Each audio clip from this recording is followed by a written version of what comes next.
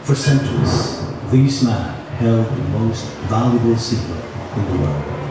Around, across the world's largest ocean, connecting two worlds and the people caught within them.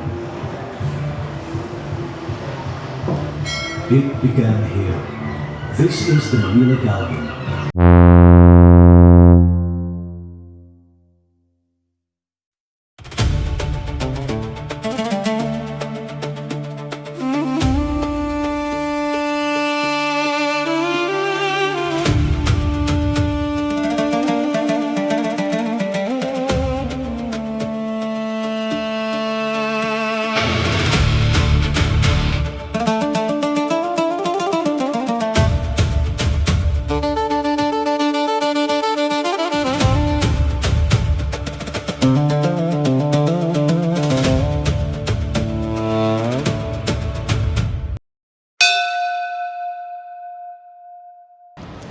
What's up guys? It's me again, Jibong. It's another day, another vlog. Today is Independence Day and nandito tayo ngayon sa Museo del Galleon, isang experiential museum tampok ang mayamang kasaysayan ng paglalayag ng ating mga ninunong Pilipino at Kastila. So samahan nyo ako, let's G!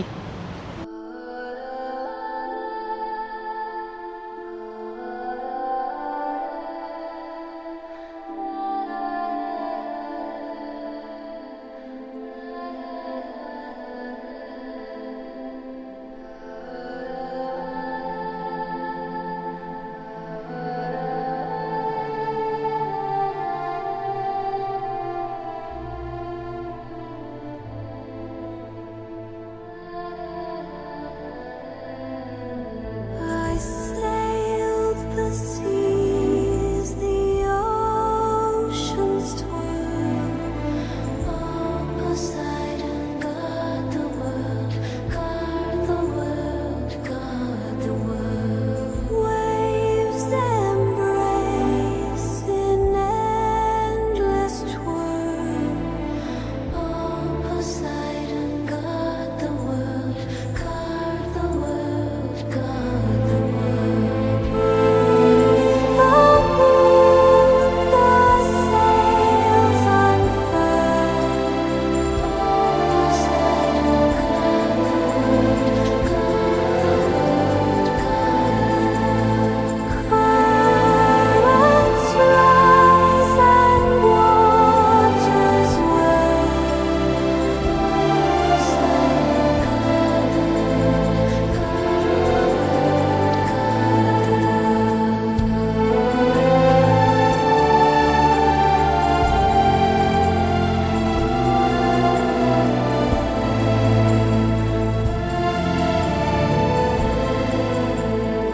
Hear the sirens haunting him. Oh, Poseidon, guard the world, guard the world. Foamy crests on oceans dim. Our lives in hands of seas, O King, seas, O King, seas, O King. Bound by waves and mysteries, our lives in hands of seas, O King, seas, O King, seas, O King.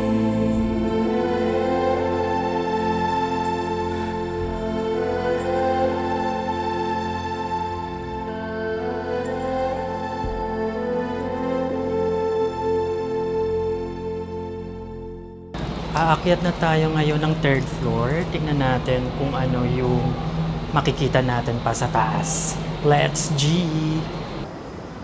Andito na tayo ngayon sa third floor ng Museo del Galleon. Tingnan natin kung ano yung mga makikita natin dito sa third floor nila. Let's G!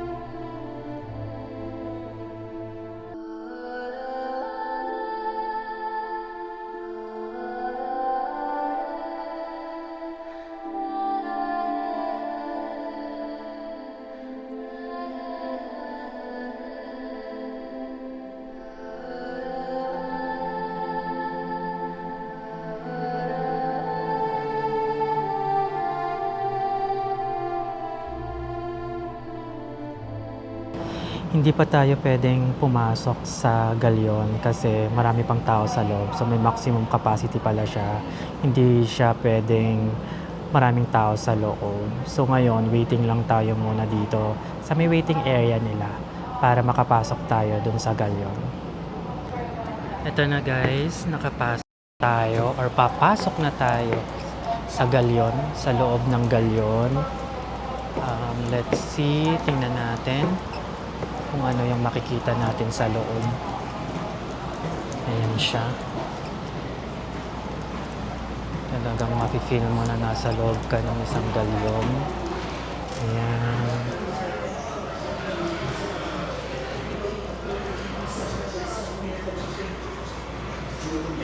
Ayan. Ayan ang mga makikita mo dito.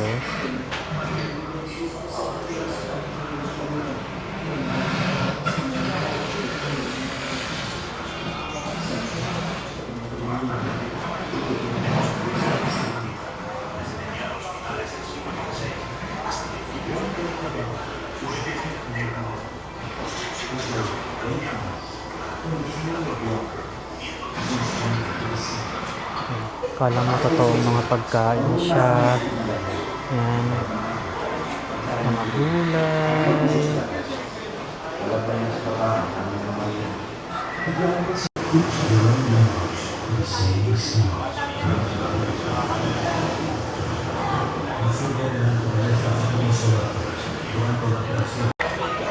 El arqueólogo Franco Dio descubrió el Pecio del Santiago. El naufragio ha proporcionado más de 5.000 piezas que hoy son datos fundamentales sobre el barco y la vida. Murió, y tras el resto de la estructura se perdió por la acción del mar y los hidrófonos. El único dato dimensional conocido con absoluta certeza in situ fue la...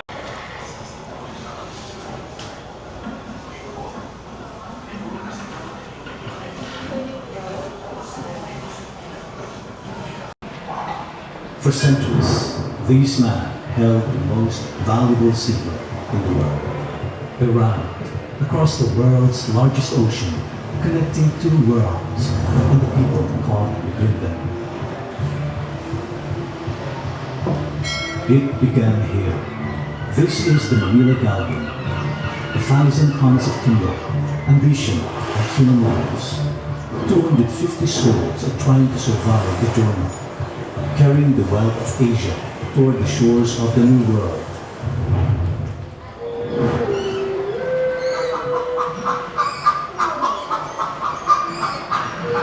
At the very bottom of the Gallian world is a boy named Juan.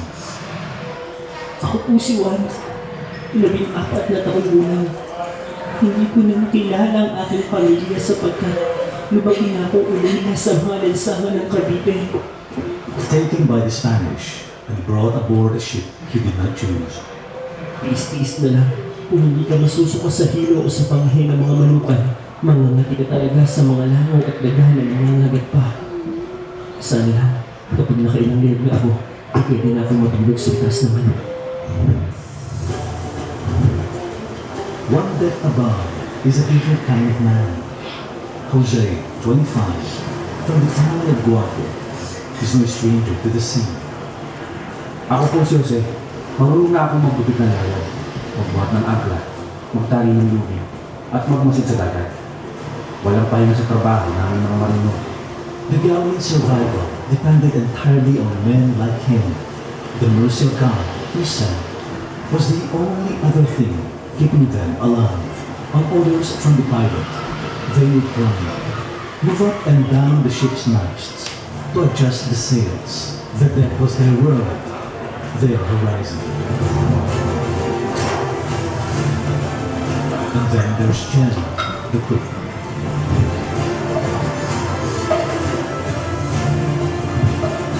One名是阿蛋啊，大船停落来时，我係往前面前嘅所在安定落來。無論你講話就食嘅上船啊，會一般人枵死。 The fresh food ran out first. Then the ration shrank. 2 small bowls of rice per meal for ordinary sailors. Even that, he was told, would eventually be cut. At the top of this world is this man, responsible for all of it. Captain Don Lope de Ulloa. 250 souls, one ship, and the Pacific Ocean. De repente, una tormenta azotó. Inmediatamente al pueblo. Ordené a la tripulación de preparar las velas para la tormenta. Vi a los pasajeros que bajaran a la cubierta de artillería. The galleon was swallowed by wind and water. The captain prayed. Juan and Jose and Jen prayed too, each in their own language, to the same sky. La furia de la naturaleza azotó nuestro barco durante lo que parecieron días y recé pidiendo la intervención divina. And then it stopped.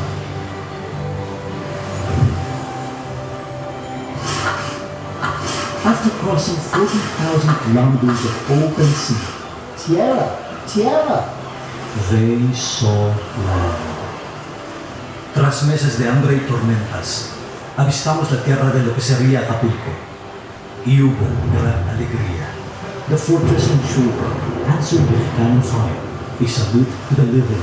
The priests held mass. The crew sang the Te Deum. The cargo of ivories, silk and gemstones would be unloaded and sold. And the galleon, bruised, battered, would rest. For 250 years, this journey would begin. Different names, different faces, the same ocean. The galleon trade didn't just carry silk and silver across the sea. It carried people, ordinary people, extraordinary lives, and stories that the water never came back. The galleon is gone now, but the sea remembers. Aakyat na tayo ngayon sa pinakataas ng galyon, guys. Tingnan natin. Let's G. A living sea that carried people, knowledge, and memory. Across land and water, our ancestors followed waves, stars, and seasons, forming the communities, polities, and the ancient names that would shape these islands. Our trades and exchanges linked us to islands and empires through the network known as the Silk Road.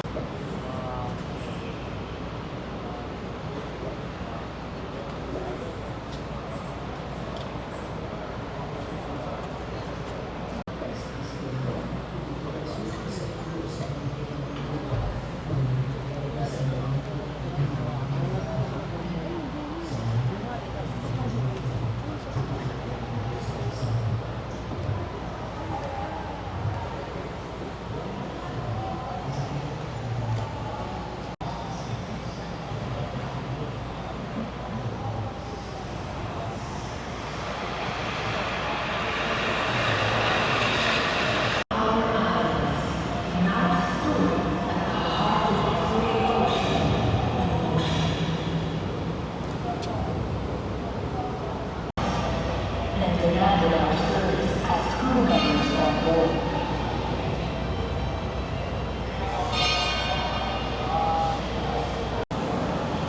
Palabas na tayo ng galyon. So yun yung mga laman ng galyon, yung mga nakita nyo.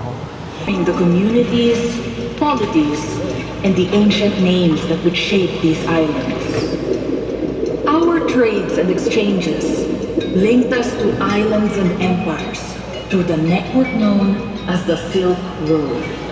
We bartered, traded, and feasted. Through diplomacy, other civilizations came to know who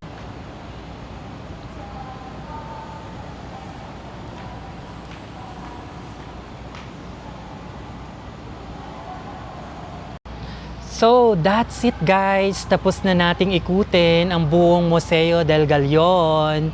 Kung may time kayo, pumunta rin kayo dito kasi marami kayong matututunan at malalaman about our maritime history. Kaya punta na kayo dito. So it's time to say goodbye. See you on the next vlog. Bye-bye.